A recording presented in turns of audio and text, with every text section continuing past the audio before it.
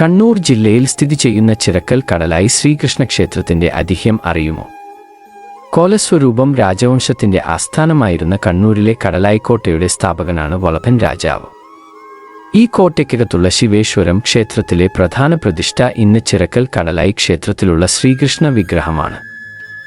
രാജാവ് കടലിൽ സന്ധ്യാവന്ദനം ചെയ്യുമ്പോൾ ഒരു മരത്തൂണിൽ കെട്ടിയ നിലയിൽ ഈ വിഗ്രഹം കണ്ടെത്തുകയും അത് തന്റെ ക്ഷേത്രത്തിൽ പ്രതിഷ്ഠിക്കാൻ തീരുമാനിക്കുകയും ചെയ്തു. എന്നാൽ വിഗ്രഹം നഷ്ടപ്പെടുകയും പിന്നീട് അത് ചിറക്കൽ രാജാവിന്റെ കൈവശമെത്തുകയും ചെയ്തു.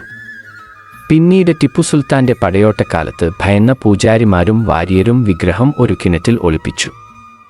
കടലാക്രമണത്തിൽ കോട്ട തകർന്നപ്പോൾ കോലത്തിരി വംശത്തിലെ രവിവർമ്മത്തമ്പുരാൻ ആസ്ഥാനം ചിറക്കലിലേക്ക് മാറ്റി. പിന്നീട് അദ്ദേഹം ചിറക്കലിൽ ഒരു ക്ഷേത്രം പണിത് ഈ വിഗ്രഹം അവിടെ പ്രതിഷ്ഠിച്ചു. അതിനുശേഷം ചിറക്കൽ കോവിലകത്തെ വലിയ തമ്പുരാനായിരുന്ന കേരളവർമ്മയാണ് നിലവിലുള്ള ക്ഷേത്രം നിർമ്മിച്ചത്. എല്ലാ വർഷവും മകരം 18-ന് ഇവിടെ 7 ദിവസത്തെ ഉത്സവം നടക്കാറുണ്ട്.